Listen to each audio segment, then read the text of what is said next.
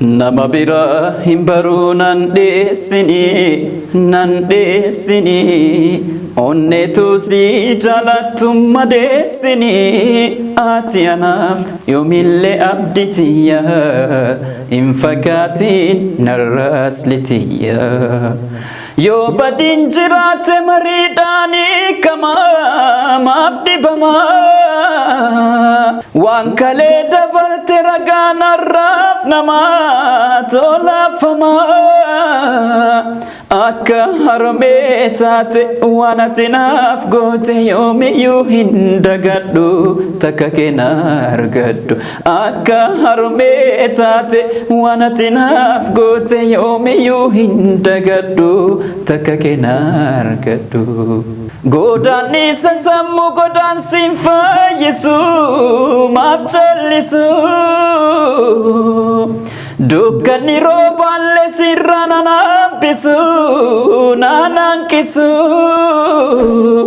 akka harmeetate wanatinaf gote yomi yuhindagaddu takakenargaddu akka harmeetate wanatinaf gote yomi yuhindagaddu akakenargaddu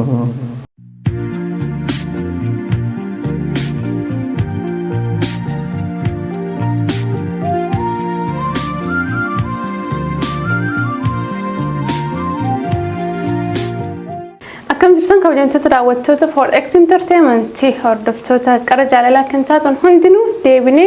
دفني تجرا كرجال لا أني جال لا ميدم تكنت ولا إنه في جال لا فلو أبدي كم فلا يتبربانو كسمر سموت على وندا وتوتا كينيا برابا براين برا كبي كان إنديس نسم بران جينيو تا أكما كان أندرا متريت كوكبني يعني تجرا كليان كينيا هرا مالجدا osoo hin jedhinin duratti sirbuma turre irratti eegalleen damne hubachuu danda'a waan ta'eef xiqqoosi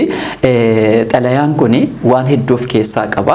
waan gabaabaa haa ta'u malee waan hedduu waan kakaasuu qabnu hedduu isaa of keessaa qaba waan ta'eef mee xalayaa kana dhaggeeffannee walitti adeemu. Akkan si jaallu anatu beekaa keessa garaa koo rabbitu na argaa ija koo duraa si dhabuu hin fedhu hin barbaadu. Daawwiteen sirba kana kan waan keessa kootii siif sirbinatti fakkaata eeyyeen dhugaadha amartiin qubaa hanga namaa irra jirtu hin beekamtu gaafa qubarraa buutee badde bakki isii namatti mul'ata yeroo na bira jirtu bakka kee beekuu dhabuun koo osoo hin taane haala jireenyaatu akka tokko na godhe si qofarraa fagaachuu koo osoo hin taane ofirrallee fagaadheen ture gidduun yaanni hamaan na mudatus silaa waan na dhiphisu siin mari'achuun qabaan ture dadhabbinni koo asirratti namni guutuu miti akkuma cinaachi irruun qabaachuun jiru anis cinaachi irruun koo isa kana rakkoo koo namaan mari'achuurraa ofiifan itti dhiphadha kun immoo akka ati narraa fagaattuu fi na shakkitu si godhe maaf narraa fagaattaa miti dhugaa qabda maaf na shakkitaa miti asirrattis dhugaa keeti erga wal jaalannee waliin karaa buune rakkoo balloo wal gargaarree keessa darbuun dirqama kana jechuun sin jibbaa miti hedduun si jaaladha nama akka kee jaaladhe hin qabu fuuldura koottis si qofaan arga badiin koo inni guddaan keessa koo si dhokfachuudha erga kanaaf ammoo akkaan badii qabu dhibbaan dhibbattiin amane fudheera amma booda ittiin deebi'u si araarfachuuf ofiis yaalee jaarsaas sitti ergeera ati garuu garaanatti jabaatte dhugumaan sin jedha ani siin ala nama biraa hin baru jaalala keenya mi'ooftuu sana hadheessinee wal madeessinee wal biraa deemurra koottu waan jiru diignee jireenya keenya jaalalaan guutame sana dhandhamanna ammaas onneen koo si qofaaf dhaahetti ati carraa tokko naaf kenni naaf araarami hedduun si jaaladha nagayatti siin hin jedhu nagayatti namni jedhaniin nama abdii irraa kutatan qofa ani ammallee abdiin sirraa qaba kanaaf naaf kottu. Fediko hintane siganuni arumaan namudee yeroo sanii dhiifama naaf godhii atumaanii badiin koo gurguddoodha akkaanii ansi gata seete barsiin gatu'anii ansi gata seete barsiin gatu'anii garaan koon dagatu waa dagaafa kaanii garaan koon dagatu waa dagaafa saanii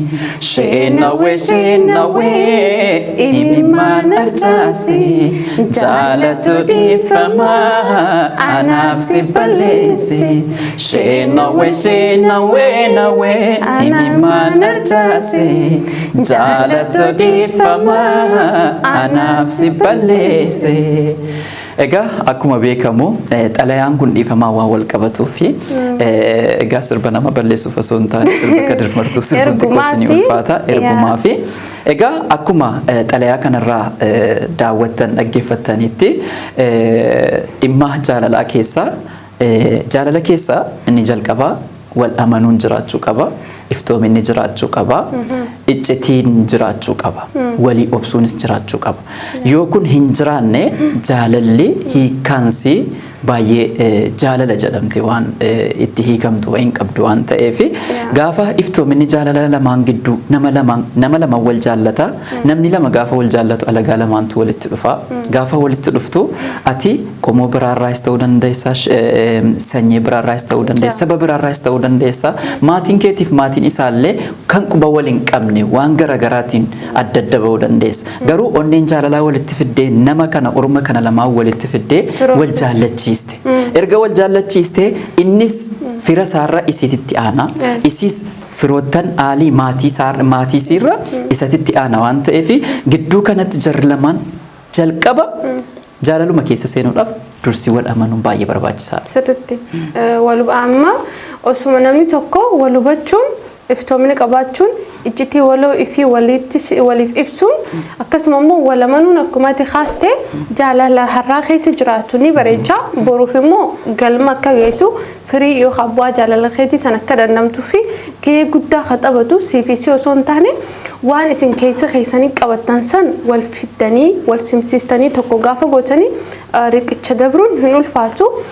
nama tokko osuma jaallattu osuma amma itti himtu amma akka sagalee keessa dhageeffannee dhufnetti rakkina nama tokko jira rakkina mataa isaa ifuma furuu barbaadu garuu namni jireenya kee keessa jiru kuni waan hunda akka ati wajji qooddattu barbaada taha ammoo ati amaluma sitti ta'ee rakkoo kee kophaa furachuun nama cinquu yookaan nama dadhabsiisu waan hin jaallanneef rakkoo kee furuudhaaf kophatti fudhatta taha namni biraa sun immoo gaafa ati rakkoo kee kana kophatti hin baate akka ati isaaf hin abboomamin yookaan immoo iccitii biraa nama sanirraa akka qabdu si fudhataa si hubachuun isaa xiqqaataa deema ati ammoo akkas shakkitu barbaadde yookaan immoo iccitii keessan ufuma akka wayii yaaddee furuu barbaaddeeti malee shira yookaan daba wayii hammeenya qabaachuuf miti amma waan tokko jira beektaa asirratti xalayaa sana keessatti maal jedhe akkan si jaallu anatu beekaa keessa garaa koo rabbiin na arga ija koo duraas dhabuu hin fedhuedha.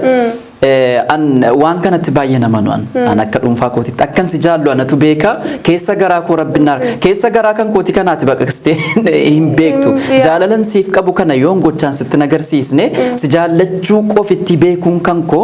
isiin ati beekta'ee ati beektamii garuu isiinis akka beektuuf aarsaa yookaan immoo waan ati gootu tokko jira gochaan jira jechaanis jira sanirratti immoo baay'ee dubartoonni keessattuu waan ijaan agaran waan fuula isaanii kana duratti godhamu irratti baay'ee fookasiin isaanii dhiirri tokko kaayyoo guddaa si hojii qabaateeti sittiin ibsu waan sila boruu isaatiif haala yaadu sani garuu inni san nama ati hojii jiraattu kanarra dhiibbaa godha bikoos gara biraa keessi yaaddu godha ammoo gaa waraqaa sana keessa deemamee iccitii sanis ammoo iccitii godhuufi mitini rakkina isaa kophamu furuu barbaadeeti yookaan immoo isuma sanuuf jalaan cinqu jedhee akka wayiitti yaadee deemu jira isin immoo gara bira fudhatte Al tokko as keessatti walitti amantee wajjiniin jiraatta taanaan bultii keessatti haa ta'u jireenya jaalalaa keessatti haa ta'u wanti guddaanis haa ta'u wanti xiqqaanis haa ta'u yoo isaan lamaan wajjiniin hin taaneen ala wanti kopha kophaatti furattu jiraachuu danda'a. Tariitii badii wayii yoo qabaatte badii kana bakka buusuudhaaf badii sana balleessitee waan tolaa wayii hojjechuudhaaf wanta ati dhuunfaatti gootu wayii jiraachuu danda'a. Inni kun garuu jireenya nama lama gidduu keessa jiru jaalala keessa jirutti waan tokko gaafa gootu of qofaaf miti kanatti gootu nama sana wajjiniin goota nama kana wajjiniin kanatti jiraataa jirtu wajjin jiraataa jirta jireenya hanga dhumaatti hanga gaafa dhumaatti ilmaan wajjiniin horachuu jira qabeenya wajjiniin horachuu jira waan hedduu wajjiniin ta'uu jira waan ta'eef garaagarummaan iftoominni yoo gidduu kee hin jiraanne yoo iftoominni hin jiraanne garaagarummaatu babal'ataa deema gaafa garaagarummaan babal'ataa deemu namni sislee wal beeku wal shakkaa wal wallaalaa dhufa gaafa walirraa fagaataa dhuftu lakkoobsuma wanti xiqqoon tokko mudataa deemu wanti xiqqoon sun guddataa gaafa deemu bultiin nama irra caalaan kan inni diigamu sababa kanaati. Ammas walitti dhufeenya kee kana waan silaa wal hubachuu qabdu iftoominni kun yeroo dhufee sitti dhibbise ati maal goota adda siqaa deemte waanuma tokko osoo sirrii ta'uu isallee agartee hubachuun barbaaddu maaliifu wanni isin jidduu jiru sun amma yoo gara kee jiraanetti as dhufe ati waan sanaan ibsite yoo ta'an argu jira beekaddoonni kun dogongoraas ta'uu mala sirriis ta'uu mala garuu ati kiyya yoo hammoo nama wajjin jiru galma waan dilee takka hojii qabne eega jenne waan san namni nama san hubachiisuu qabu yookaan namni nama hubachiisuu qabu atuma mataa keeti hayyee nu hubachiisu lakki wanni kun akkana yeroodhaaf anumaa furettee itti dadhabdaame yeroon kuni akkasii walirraa siixan godha yeroon amma silaatii ifi fudhattee waan san furuudhaaf tattaaffii kophaa gootu kuni akka namni kun keessatti sirraa siqachaa deemu godha. Akkasii gaafa waan tokko kophaa gootu namni si wajjiniin jiru keessa kee haala kan kee beekuu danda'a. Otoo waan ati gootu sana sirraa dhaga'ee filata. Namni kun dudubba nama dudubba kan kee namni ati jaallatu tokko yoo waa si godhee jedhee dhaqxee dudubba isaa waan sana baruurra namni sun yoo dhufee sitti himee ituma badii guddaa qabaate iyyuu namni sun dhiifama sii gochuu danda'a waan ta'eef jaalala keessa iftoominni baay'ee barbaachisaadha. Iftoominni hin jiru taanaan akkuma daawwataa keenya kana deemanii jaalala mi'ooftu sana dhabuutu jira gaafa dhabdeette jedheeranni amartiin quba hanga qubatti jirtutti namatti hin beekamtu qubarraa gaafa baatedha kan isiin amartii qabaachuu keetiyyuu kanatti beektu namni tokkos yeroo inni si wajjiniin jiru bakka isaan beektu waan inni si wajjiniin duuchaa ture qaawwan inni si wajjin duuchaa ture sanallee beektu sitti mul'atu gaafa namni sun sirraa fagaate qofayyi bakki nama kanaa kun bakka kana duuchaa ture. Kan namni birallee yoo dhufe bakka sana si bu'uu hin dandeenye jechuudha. Kun akka hin dhufneef namni gaafa bultii keessatti seenu tokkoffaa wal amanuun baay'ee barbaachisaadha. Alagaa lamaantu walitti dhufaara waan ta'eef amantii kana keessa iftoominni jiraachuu danda'uu qaba. Iccitiin jiraachuu qaba. Iccitiin kuni iccitii walooti. Iccitiin kan kee kan kooti waan ta'eef iccitiin koo kan keeti waan ta'eef maaliif gaafa walitti dhuftee jettu wanti hundi kan keetu waan maatii kee biratti gochuu hin dandeenye si biratti godhaa jirta waan ta'eef. Kanaaf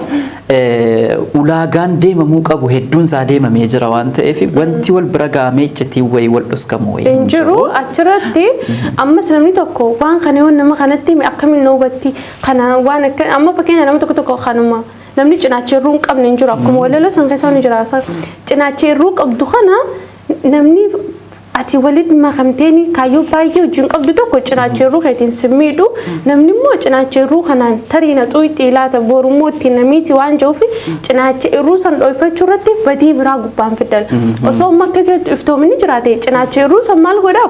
duuchaa fi deema yookaan isis ta'e yookaan inni sanii fi iftoominaa fi iccitii walirraa dho'isuu fi hariiroo waliin jiru akka saayibaa namni baay'ee jaalala keessatti akka hiriyoota agartee amma fakkeenya hiriyummaa noormaala obbolummaa akka hedduu tokkotti wal fudhachuu qabu inni jaalaleedhaan jaalalee jettee qofa hiriyoota biraa godhattee yookaatis hiriyoota biraa godhattee iccitii keessan adda fagaachaa ammoo waan jaalalli yoo taate waan sitti himachuu sodaadhu fuudhee hiriyaati yettiin himaame iccitiin ani hiriyaati yessirraa baqadhee himu san dhiibbaa qaba yookaan immoo sirraa qabadhee nama bira ka'e himu san yoo si bira fide takkiin fudhatta takkiin fudhatu kanaafuu iccitii keessan wal dura qabaddaa ammoo iccitii wal dura qabaddaa jedhu iccitii dhuunfaa keessan yoo walii himtan dhiibbaa uumuu miti iccitii jireenya keessan bareechuu irratti iccitii walirraa hin qabatinaa. iftoominni jiraachuu qaba wala manuunis jiraachuu qaba because riqicha galma jaalalaa qaboruuti jechuudha isaarraa qofa osoo hin taane waan yaa akkasi waan baay'ees keessatti kaasuu dandeenya waan baay'eesaas namni kunis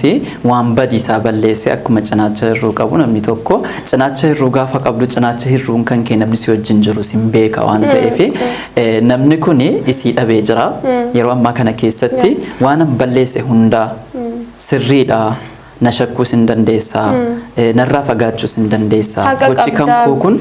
sirrii miti jaarsa sitti baaseetiin jira ofii kootii si kadhadheetiin jira ansi malee jiraachuu hin danda'u waan ta'eef